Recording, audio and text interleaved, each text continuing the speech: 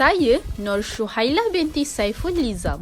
Saya pula Muhammad Khilfi Thaqif bin Kamaruzzaman. Saya Mariah binti Muhammad Fuad. Saya Syed Abu Bakar bin Syed Abdul Nahar. Dan yang terakhir, saya Nur Ayuni binti Azhari.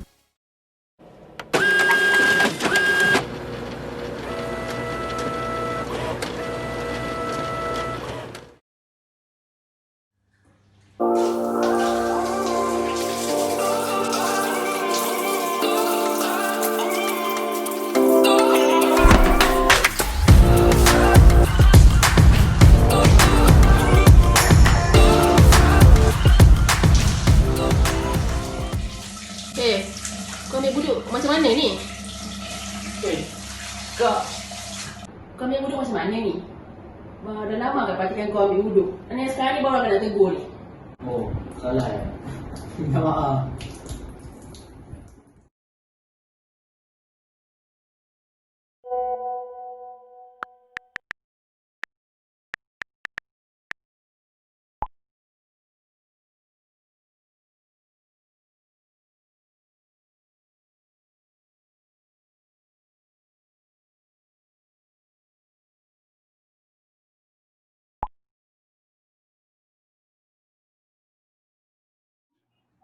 Assalamualaikum kawan-kawan. Waalaikumsalam. Waalaikumsalam.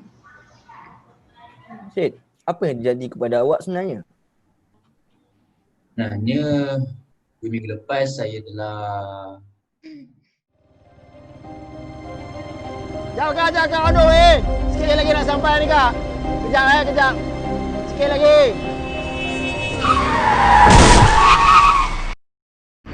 Dan doktor sarankan saya hilang ingatan 50%. Sebab itulah saya minta awak semua jelaskan tentang wuduk kepada saya. Oh, macam tu. Okey, sebenarnya Syed, wuduk ni kan dia merupakan satu ibadah yang dilakukan sebelum melakukan ibadah yang lain. Okey, selain itu juga wuduk ini juga merupakan kata istilahnya adalah suci. Lawan dari suci adalah hadas.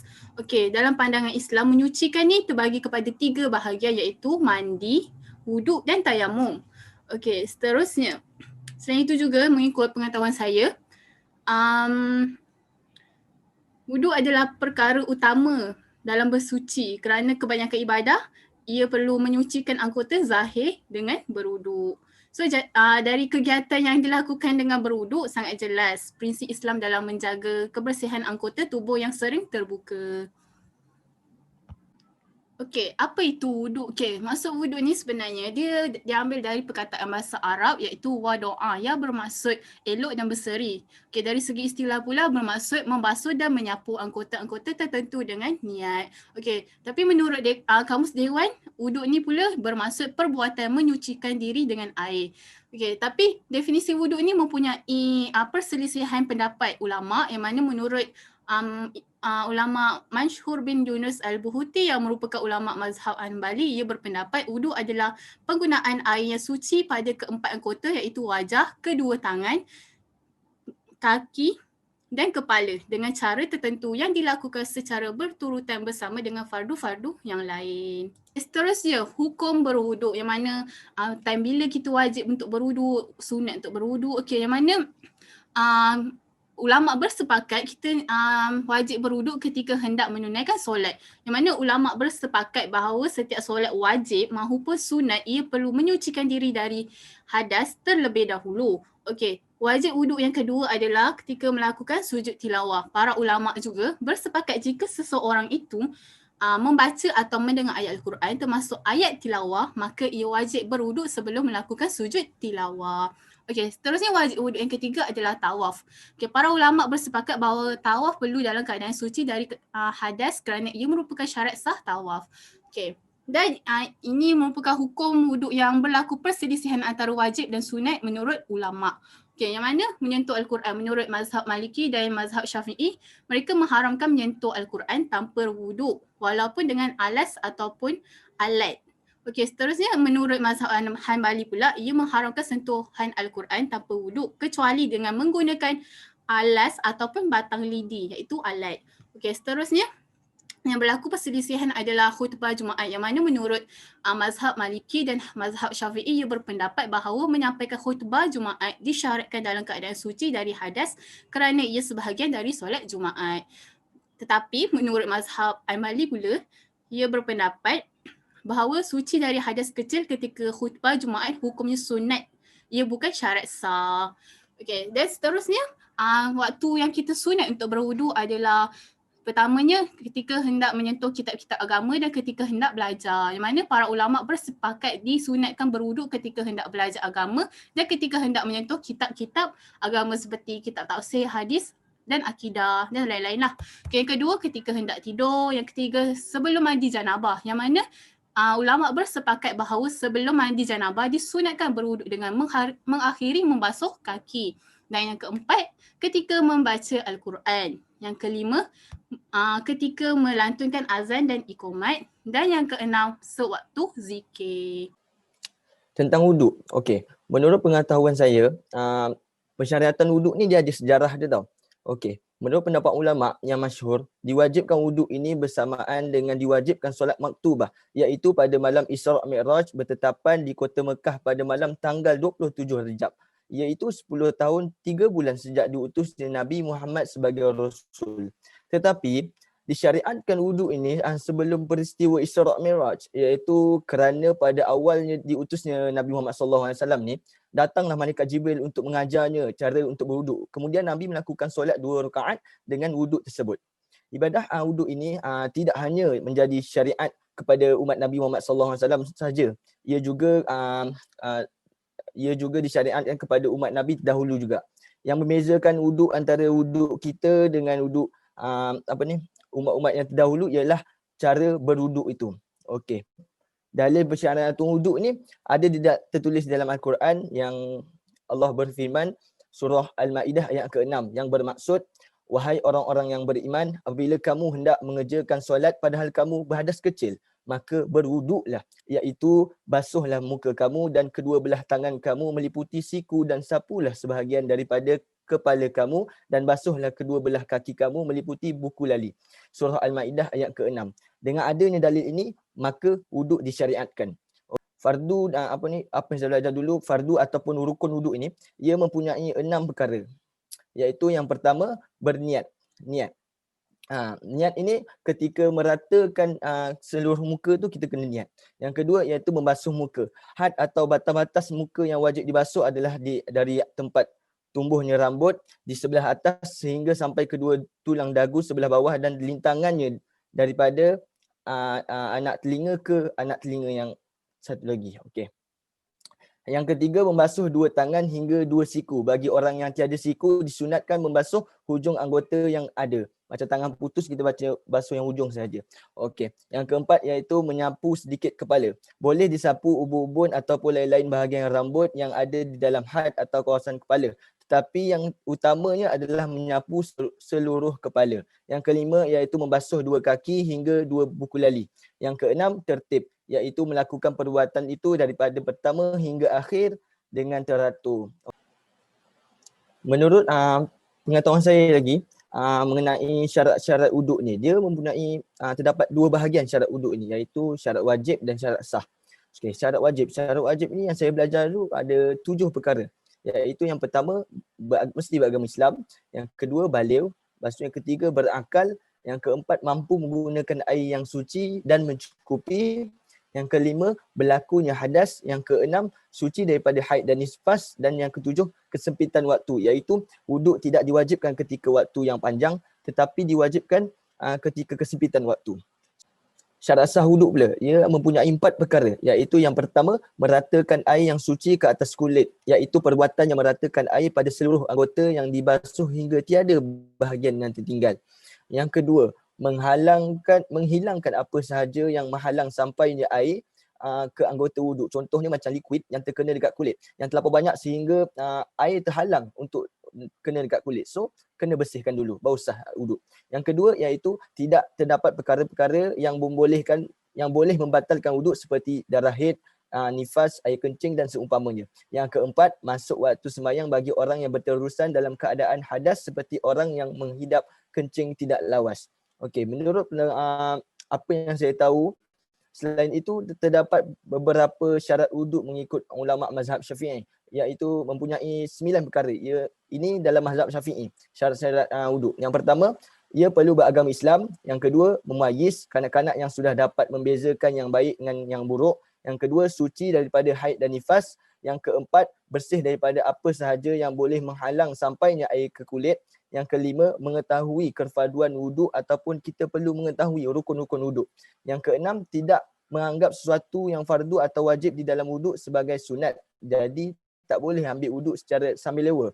Okey, yang ketujuh, menghilangkan najis aini yang terdapat pada badan dan pakaian orang yang berwuduk. Ia perlu suci daripada najis. Najis aini ni najis yang dilihat dengan zat seperti tahi kucing yang kering, darah atau sebagainya. Okey, yang ke-8, mengalirkan air ke atas anggota wuduk. Dan yang ke-9, yang terakhir, mualat, iaitu berturutan. So ambil wuduk ni perlu berturut-turut. Tidak boleh sekejap ambil wuduk lepas tu pergi makan dulu. Okay, kawan-kawan, sebentar tadi kita semua telah mengetahui sikit sebanyak tentang perkara-perkara wajib pada bahagian anggota wuduk. Okey, dalam setiap perkara ibadat mestilah dihukumkan kepada perkara wajib, sunat dan makruh, dan juga pembatalan bagi bahagian wuduk. Okey. Perkara-perkara sunat berwuduk ni ialah yang pertama, membaca bismillah ketika mula mengambil wuduk. Yang kedua, membasuh kedua pergelangan tangan. Yang ketiga, berkumur. Yang keempat, memasukkan air ke dalam hidung, membasuh seluruh kepala, membasuh kedua telinga. Menggunakan anggota sebelah kanan, menggosok, membasuh tangan sehingga 3 kali. Faham tak dekat sini? Di antara amalan yang makruh adalah yang pertama, merenjis air selepas mengambil wuduk. Mengikut kata ulama, perbuatan ini disukai oleh syaitan. Yang kedua, berkata-kata ketika mengambil wuduk. Perbuatan ini juga dihukumkan oleh ulama sebagai tidak beradab. Yang ketiga, berlebihan membasuh anggota wuduk, iaitu melebihi 3 kali. Kalau dia lebih, maksudnya sunat tu ambil wuduk sebanyak 3 kali, tapi lebih pada tu dia dah menampakkan dia macam dah membazir air kan, membazirkan amalan syaitan. Yang keempat, membanyakkan menumpah air wuduk lebih daripada kadar yang dihajati oleh kerana mempunyai perasaan was-was. Dia air tu, sepatutnya kita ambil air wuduk tu sikit je kita buka, tapi dia buka terlampau besar. Jadi dia nak meratakan air wuduk tu. Dia bila was-was ni penyakit syaitan. Jadi bila dia rasa tak yakin, dia nak ambil wuduk lagi. Bila tak rasa tak yakin, dia nak buat lagi benda tu kan. Macam tu. Yang keenam, tidak tertib dalam mengambil wuduk kerana tertib adalah rukun yang keenam mengikut mazhab Syafi'i. Seterusnya kita mengetahui perkara yang membuatkan batalnya wuduk. Antara perkara-perkara tersebut ialah keluar sesuatu daripada kubul atau dubur, meliputi benda yang cecair, yang keras, kering, basah dan angin, sama ada sedikit atau banyak. Yang keluar daripada dubur tu seperti air kencing, kan? Tak kisahlah yang sejenis najis. Yang kedua, tidur tidak tetap kedudukan 2 papan punggung. Yang ketiga, hilang akal kerana mabuk, pengsan, gila, tidur, pitam dan lain-lain. Yang keempat, bersentuh kulit antara lelaki dan wanita yang halal dinikah. Bersentuh kulit antara lelaki dan wanita yang halal nikah, ajnami atau bukan mahram, tanpa berlapik. Yang terakhir, menyentuh kemaluan hadapan atau belakang dengan perut tapak tangan atau perut anak jari dengan tidak berlapik. Kemaluan itu sama ada kepunyaan sendiri atau kepunyaan orang lain, lelaki atau perempuan yang hidup atau yang telah mati. Oh, macam tu. Terima kasihlah semua. Saya ada ingat perkara ni. Nama dia tayamum. Mungkin kamu semua boleh terangkan apa itu tayamum? Saya ada ingat dalam beberapa topik je, iaitu syarat tayamum, rukun tayamum, sunat. Boleh tak terangkan lebih lanjut apa itu tayamum? Okey, boleh. Tak ada masalah. Okey, tayamum ni sebagaimana kita tahu, wuduk ni merupakan syarat sah solat, betul tak? Macam syarat sah solat, tawaf dan syarat-syarat sah untuk kita pegang Al-Quran yang macam Syahila terangkan tadi. So tayamum ni dia tak lari jauh dengan wuduk. Cuma beza dia wuduk ni kita pakai air, betul tak? Tayamum ni dia terjadi bila kadang-kadang manusia ni dia melalui fasa kesulitan di mana adanya ketiadaan air, tempat dia jauh daripada air ataupun dia ada sakit yang tak boleh terkena air sikit pun. Jadi Islam tu kan dia tak membebankan umat dia kan.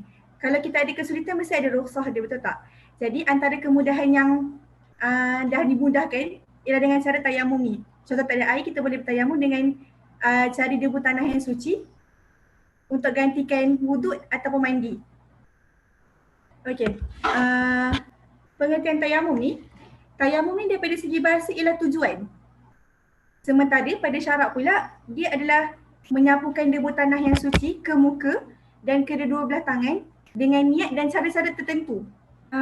Macam mana kita nak tahu yang betul-betul tayamum ni dibolehkan? Dengan cara kita tengok balik dalil-dalil yang disyariatkan tayamum ni.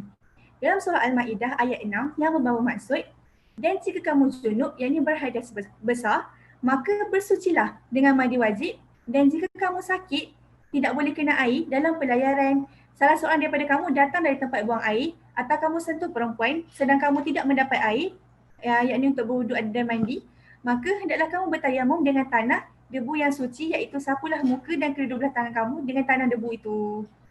Dalam hadis pula, Rasulullah SAW bersabda dalam riwayat Muslim yang membawa maksud, dijadikan bagi kita seluruh bumi tempat sujud dan tanahnya pula bahan bersuci ketika ketiadaan air. So kat sini nampak yang tayamum ni betul-betul kita boleh gunakan ketika ketiadaan air. Ketika sakit kita boleh guna tayamum ni. Sejarah pensyariatan tayamum ni terjadi apabila Sayyidatina Aisyah dia mengikut rombongan Nabi Muhammad dengan para sahabat dia. Jadi masa perjalanan tu kalung dia tercicir. Dan Nabi Muhammad pun menyelah para sahabat cari sama-sama kalung tu. Cari tak jumpa juga kalung tu sampailah masuk waktu solat. Lepas tu diorang pun carilah air untuk beruduk tu tak. Cari tak jumpa air dekat situ. Memang tak ada air langsung untuk diorang beruduk, untuk mereka beruduk. Lepas tu mereka pun solat je tanpa beruduk sebabkan darurat kan. So mereka beruduk je. Mereka solat je tanpa beruduk. Lepas habis solat tu barulah turunnya ayat ni dengan Allah menurunkan ayat ni untuk mensyariatkan tayamum. Kalau tak ada air untuk beruduk boleh bertayamum. Oh, macam tu. Yang saya ingat syarat-syarat bertayamum. Yang pertama, menghilangkan najis terlebih dahulu. Di sini bermaksud setiap orang mestilah sentiasa dalam keadaan yang bersih, kan? Yang kedua, mestilah menggunakan debu tanah yang suci. Yang ketiga, bebas dari debu tanah yang musta'mal, atau kata nama lain iaitu yang telah digunakan. Yang keempat, menyapu muka dan dua tangan hingga ke siku dengan 2 kali penyapuan. Tepukan yang pertama bagi muka dan tepukan yang kali kedua bagi tangan. Yang kelima, mestilah mengikut arah kiblat. Okay. Yang keenam, bertayamum apabila telah masuk waktu solat. Jangan suka hati untuk mengambil tayamum ni, mesti mengikut waktu solat. Tahulah kan. Yang kedua pula yang saya ingat, rukun-rukun tayamum. Yang pertama, niat. Setiap perkara yang kita lakukan mestilah mempunyai niat, betul tak? Kan? Untuk niat tayamum ni, nawaitu tayamum listibahatis solati lillahi ta'ala. Yang bermaksud sahaja aku bertayamum bagi mengharuskan solat kerana Allah Ta'ala. Yang kedua, menyapu debu tanah ke muka. Yang ketiga, menyapu debu tanah kedua tangan hingga ke siku. dan seterusnya mestilah tertib. Semua bahagian mestilah mengikut dengan teratur. Okay, yang ketiga pula yang saya ingat perkara-perkara sunat ketika bertayamum. Yang pertama mestilah membaca bismillah. Yang kedua mendahulukan menyapu muka dari atas ke bawah. Yang seterusnya mendahulukan menyapu tangan dari kanan kemudian belah kiri. Sama juga macam seperti wuduk.